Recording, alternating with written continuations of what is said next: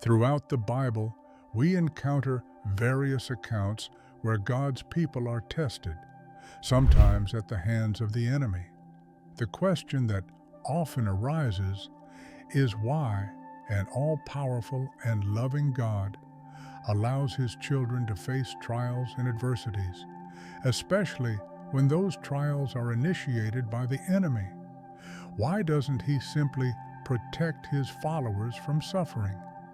Why would He allow the forces of darkness to have any influence over our lives?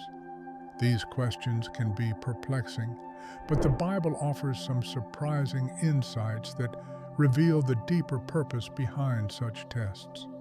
Rather than being a form of divine abandonment or punishment, these tests are often part of God's plan to refine His people, to help them grow spiritually, and to bring them into a deeper relationship with Him.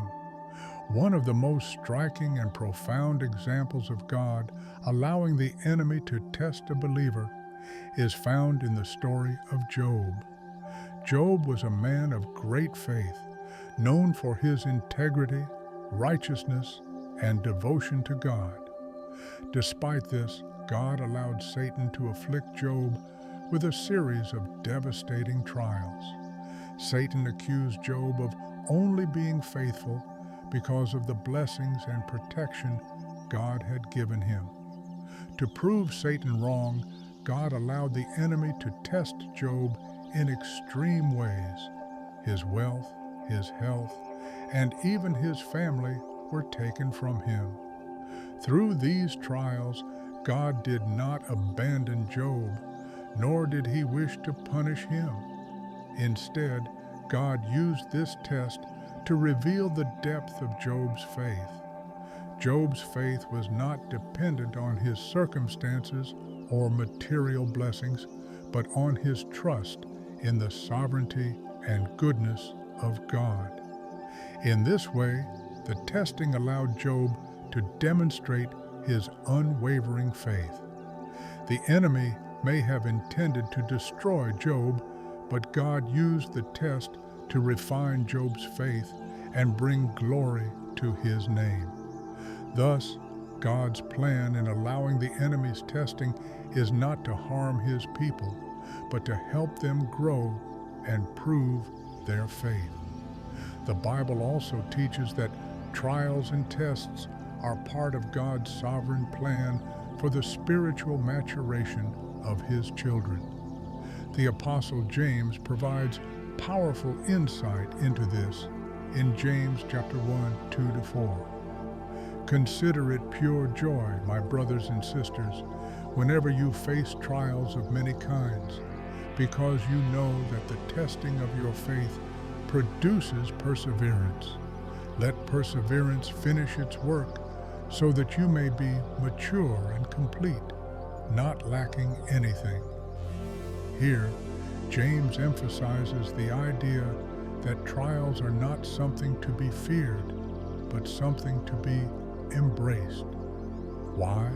Because they are necessary for spiritual maturity. Just as athletes must endure rigorous training to become stronger, or as gold is refined in fire, Christians are tested to grow in faith, endurance, and perseverance. The testing of our faith produces spiritual strength and maturity that we would not acquire otherwise. In this sense, God allows the enemy's testing because it serves a greater purpose. It is a means by which we are transformed into the image of Christ, becoming more like Him in our thoughts, actions, and character. Furthermore, trials often expose weaknesses in our character or areas of sin that we may not be aware of. In 1 Peter 1:6-7, Peter writes, "In all this you greatly rejoice, though now for a little while you may have had to suffer grief in all kinds of trials. These have come so that the proven genuineness of your faith, of greater worth than gold, which perishes even though refined by fire, may result in praise, glory, and honor when Jesus Christ is revealed. The process of refining gold in a fire is a powerful analogy for how God uses trials to purify our faith. Just as impurities in gold are burned away when the metal is subjected to intense heat, our weaknesses, doubts, and sins are revealed and purged when we face tests. Without the heat of trials, these imperfections would remain hidden. By allowing the enemy to test us, God brings our shortcomings to the surface, giving us the opportunity to repent, grow, and rely on His strength to overcome. These moments of vulnerability and exposure are difficult, but ultimately beneficial for our spiritual well-being as they lead us to a deeper dependence on God's grace. Moreover, the enemy's tests can deepen our relationship with God in ways that nothing else can. When faced with adversity, believers are often driven to seek God more fervently. In times of hardship, we are reminded of our dependence on Him, and we learn to rely on His strength, wisdom, and provision. This dynamic is especially evident in the life of the Apostle Paul. In 2 Corinthians 12:9, Paul shares an important revelation he received from God during a time of personal suffering. But he said to me, "My grace is sufficient for you, for my power is made perfect in weakness. Therefore, I will boast all the more gladly of my weaknesses, so that the power of Christ may rest upon me." Paul's affliction, far from being a curse, became an opportunity for God's grace to be more evident in his life. In times of weakness, we are more aware of God's presence and power. Thus, the enemy's tests, while painful, have the effect of drawing us closer to God, making us more intimately aware of His sufficiency and grace. Through trials, we experience the power of God in our lives in ways that would not be possible in times of ease and comfort.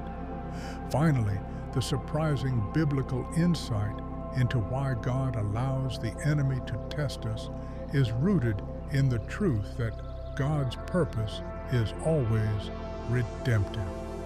While the enemy's intention is to destroy, discourage, and defeat us, God's ultimate goal is to bring about our good. Romans 8:28 reminds us that in all things God works for the good of those who love Him, who have been called according to His purpose. This means that even in the midst of trials brought on by the enemy, God is working behind the scenes for our benefit. He is using these challenges to refine our character, strengthen our faith, and deepen our relationship with Him. The enemy may try to harm us, but God uses the very same circumstances to fulfill His redemptive plan in our lives. Ultimately, every trial we face becomes an opportunity for us to see God's faithfulness, power, and love in action. In conclusion, while it may initially seem perplexing or even unfair that God allows the enemy to test His people, the Bible offers profound insight into the spiritual purposes behind such trials. God's desire is not to harm His children, but to help them grow, mature, and become more like Christ. Through the enemy's testing, our faith is refined, our weaknesses are exposed, and our relationship with God is deepened. In all things, God is at work, turning the trials and tests that the enemy brings into opportunities for spiritual growth and transformation. When we face these tests, we can be confident that God is with us, using every circumstance to mold us into the people He has called us to be.